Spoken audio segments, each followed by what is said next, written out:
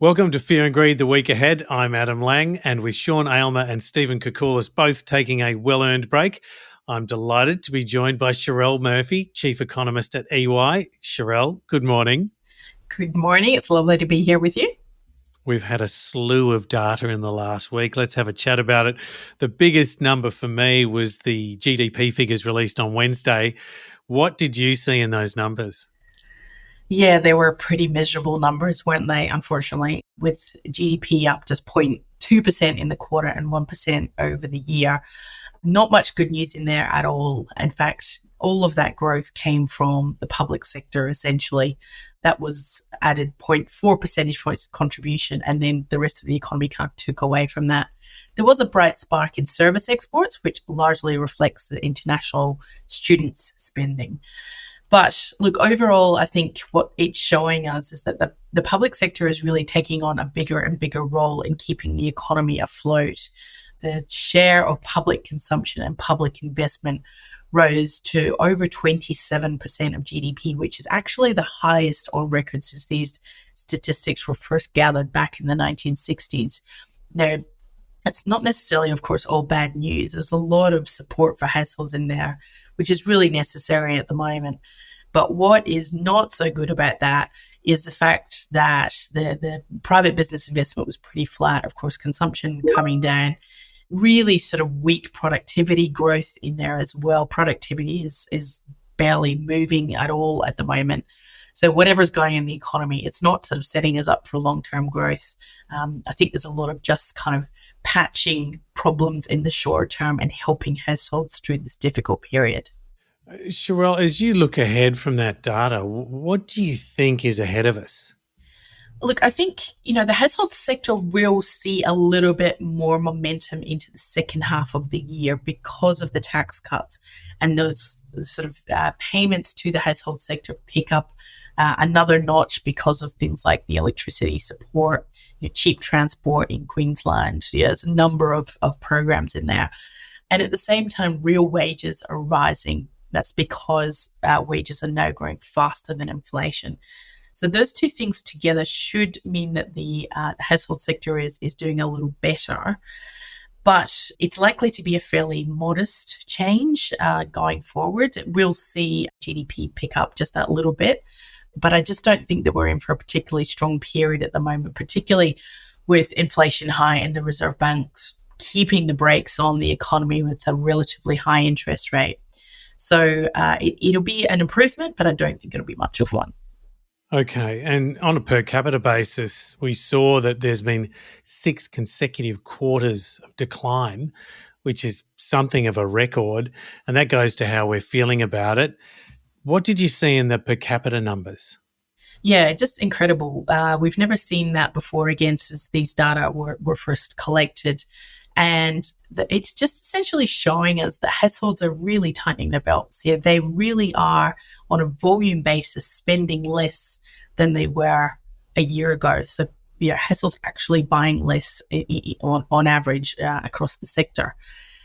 That applies to discretionary goods and services, but it also even applies to food. So we've actually seen households spend less on food than they did a year ago. That's pretty extraordinary. That's remarkable. It is. So I think we need to kind of consider that even although the Reserve Bank's job is not done, the economy is slowing. And essentially what that's showing us is that demand has come down, yes, but supply is still lower, which is why we have inflation. And so the capacity of the economy to produce more is just not there. And things like the weak productivity numbers really point to that. And that's why we've got that gap between the two. Sherelle, last week Reserve Bank Governor Michelle Bullock gave a speech on Thursday. You were there. Anything you can tell us about what she said? Yes, the Reserve Bank governor is, I guess, trying to explain why they are doing what they're doing. She's talking about the fact, particularly, that low income households and vulnerable households are the ones that suffer most when inflation is high. So while, we might all want to sort of hate on the Reserve Bank at the moment, it's difficult for them to do anything but what they're doing, which is to try and get inflation under control. she's sort of at pains to point this out, that it's the most vulnerable in the community that will really feel inflation.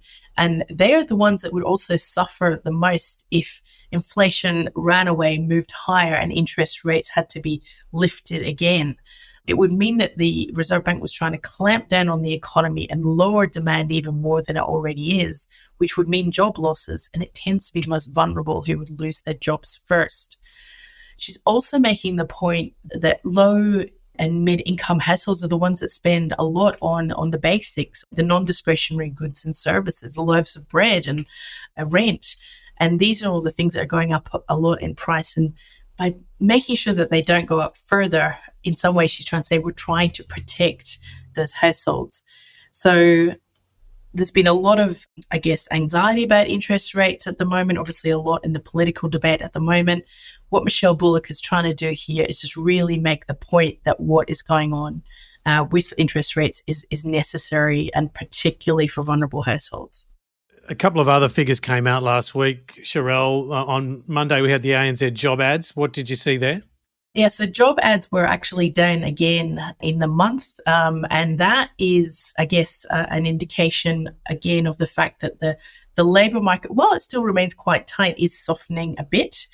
So they were down 2.1% in August, and over the year, they're now down 22.9%, so quite a lot. So things are definitely changing in the labour market. It's not as strong as it was. But again, the Reserve Bank is at pains to point out that they still see the labour market as tight, even under these conditions. Yeah. Those unemployments are still at record low levels. Yeah, very close too. And potentially, therefore, also putting upward pressure on wages. And that is, again, feeding into inflation. So even although we're seeing the labour market soften, it's coming from a base which was incredibly tight. So still a bit of inflation pressure there.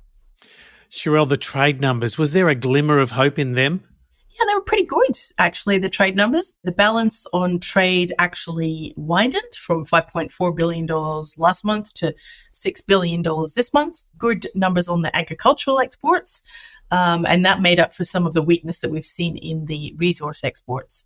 And we also saw imports were down. So that does tend to help that balance as well. So a pretty good result there. Sharelle, that wraps up last week. Let's look at the week ahead. On Wednesday, we've got the overseas arrivals and departures. Now, this is really interesting on international travel. What are you expecting to see there? Absolutely. It does give us a bit of an indication what's going on with also migration, because we can get some idea of the movements there. And of course, those numbers have been incredibly strong recently, and might have looked like they were dipping towards in the first few months of this year, but that actually has picked up again. So still a lot of international arrivals, permanent and long-term arrivals in particular have been high, suggesting that those migration numbers will actually still remain quite high. We've also got some sentiment measures coming up next week. The Westpac Melbourne Institute Survey of Consumer Sentiment and the National Australia Bank Monthly Business Survey. They're coming out. They're always interesting. What do you look for when you go through those numbers? So I guess we're looking for the broad trends in where hopefully investment and consumption are going. But I have to say that some of these consumer confidence numbers lately have been very weak, even weaker than the consumer numbers would suggest, or the consumption numbers would suggest. However, we did see a bit of a pickup in these in August. That number actually, the Westpac number actually rose 2.8%, which is probably reflecting, of course, the tax cuts, some of the cost of living measures that are coming through, perhaps even the fact that households are feeling a little better, as we discussed before, with their real wages going up.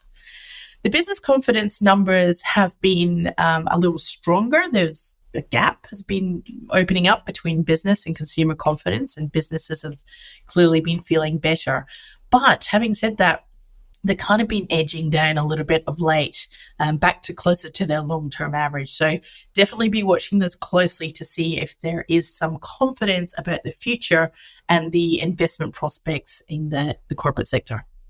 Yeah, so those GDP numbers we've had, they were tough, but what we've got is some really fascinating data in the week ahead. Sharelle, thank you very much for joining us, and have a great week. Pleasure. Thank you. That was Sharelle Murphy, Chief Economist at EY. I'm Adam Lang, and this is Fear and Greed, the week ahead. Have a great week.